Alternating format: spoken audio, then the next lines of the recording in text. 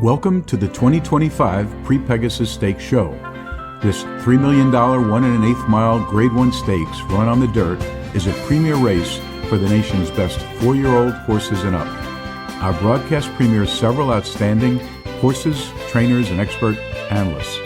You will hear from Todd Pletcher, Kenny McPeek, Safi Joseph Jr., Dale Romans, Graham Motion, and Gustavo Delgado Jr. Horses scheduled to compete are Locked, Croupi, White Barrio, Skippy Longstocking, Mystic Dan, Saudi Crown, Senor Buscador, and 5 other super challengers. I'm here with one of the leading trainers, Dale Romans. Dale, what's your opinion about the impending Pegasus coming up here? It's always a great race. You got the Derby winner, Mystic Dan, trying to bounce back. You got Saudi Crown, $3 million earner, White Barrio on his home racetrack. A lot of exciting things happening. A great day of racing. We're here at Palm Meadows Training Center in Florida, and I'm with Philip Antonacci, a known trainer. This Pegasus is coming up. Who are you looking at, or is there any interesting story you're following? Yeah, I think it should be a pretty interesting race. I don't think there's any clear dominant horse this year, so I think it makes for a good betting race and a good race to watch as a fan. I think Locked for Todd Pletcher has been very impressive in his last start.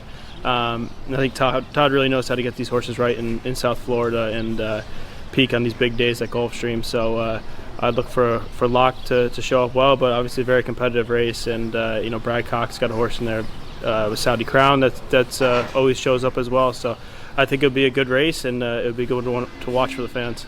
We're here with prominent trainer Graham Motion, and getting his opinion on what he thinks about the upcoming Pegasus Stakes.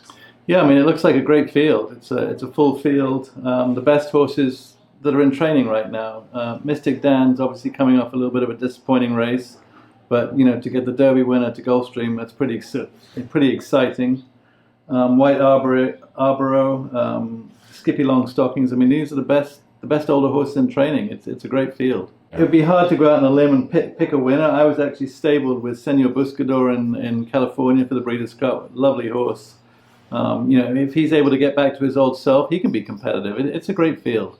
We're here with Safi Joseph Jr., outstanding trainer here, Florida nationally now, with 2 big horses in the Pegasus and a couple in the Fillies and Mares race coming up. Just give me your overall view of what's exciting about this and what you're hoping for.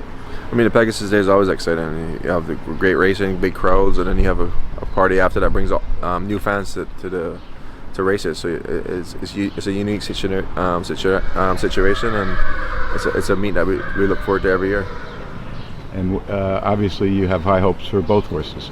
Yeah, both horses are well. They're running the Pegasus before. They haven't performed well, but they're in good order right now. And we have a few more days to go, and we just hope everything continues well. And we feel like White Barrio is coming to the race in great shape, and so is Skippy.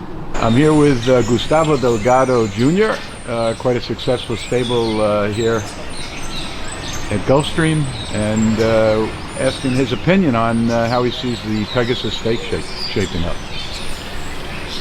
I'm gonna go with Mystic Dan. I'm all about Kentucky Derby winners. We always root for them, and I wasn't sure that the filly is running Power Squeeze. She's trained by my cousin Jorge, and family is family, and I will say the horse that you're hearing that, right? That's my dad. And Saudi Crown, it must be tough. He's gonna be in the speed, I guess. Okay, and just for the record, you guys won. You and your dad won the Derby in 23. Thank God. With Maid. Planning to do it again. And it's on the agenda. Yeah. Okay. It's kettle. Thank you for your opinion. You're welcome. I'm here with Kenny McPeek. A tremendous opportunity to talk to the guy that won the Kentucky Derby just this past year, and he's in the Pegasus Stakes with Mystic Dan. So Kenny, just give me a brief update of how the horse is doing and how it feels to be in it. Well, we're glad to have him here in South Florida, especially with the weather up north right now. So we got lucky to dodge some of that. And then, coming out of this race in California, that obviously didn't go very well. But the horse seems to be healthy coming out of the race. And I think it was a lot to ask of him, going 7/8, first time back over a 7-month layoff. And I'm not so sure that I did enough to get him ready, but going into it, we were confident, and he didn't run the race we hoped. And now here we're going to regroup, and we've got him here in South Florida, and And right now, all plans are towards the Pegasus. The race is in 2 weeks tomorrow, and he's going to get a workout tomorrow morning, and we're going to kind of take it as it comes after that. And we're optimistic that this horse can bounce back. Can I ask you who you think your biggest competition might be for that race so far? Honestly, I haven't studied it that much yet. I'm really going to probably get into that later in the week. I'm going to take some time. More than anything, we're going to focus in on him and how he's doing individually, and we won't worry about the competition until we actually decide to enter. And is your jockey confirmed Brian Hernandez yet? Yeah, Brian goes where we go, and he's been a big part of our team. And if off chance that he doesn't ride Mystic Dan, then he may very well come in for some other races, because we've got Eclipse Awards that weekend or that week. So look, we're wonderful down here right now, and happy to be part of the program again, and fingers crossed that everything goes smooth with him. Yeah, and you introduced my last question on the Eclipse Awards. You got Torpedo Anna being considered for the Horse of the Year, so to speak. Yeah. No, we're excited about that. I mean, if you had asked me years back if I'd go to Fasig Tipton and buy a $40,000 yearling and she'd end up being Horse of the Year candidate, I'd be thrilled, of course. And all the things she's done and what a pleasure she is to be around. She's just an amazing filly, and just a real honor to handle a horse of her caliber. We're rooting for you, and thanks for being such a great representative of the racing profession. No, my pleasure. I'm here with well-known trainer Todd Fletcher. He's right now potentially got 2 in the Pegasus coming up. Todd, how do you see this race sizing up, and why do you have your 2 in there? What do you see going on to you have to compete with the other horses?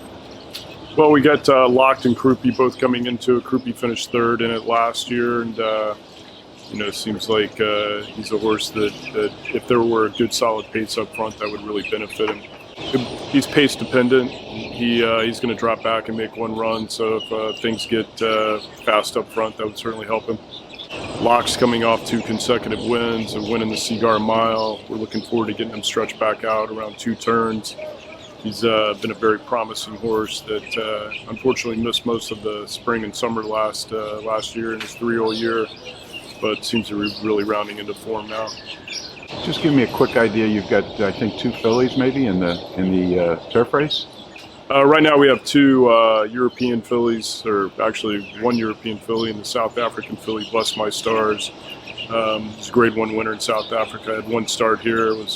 Ran a deceptively good 5th from a bad draw going a mile, and Rakaya is making her first start for us. She came over, won an undercard stake on the Breeders' Cup day, and trained very well, so we're excited about both of them.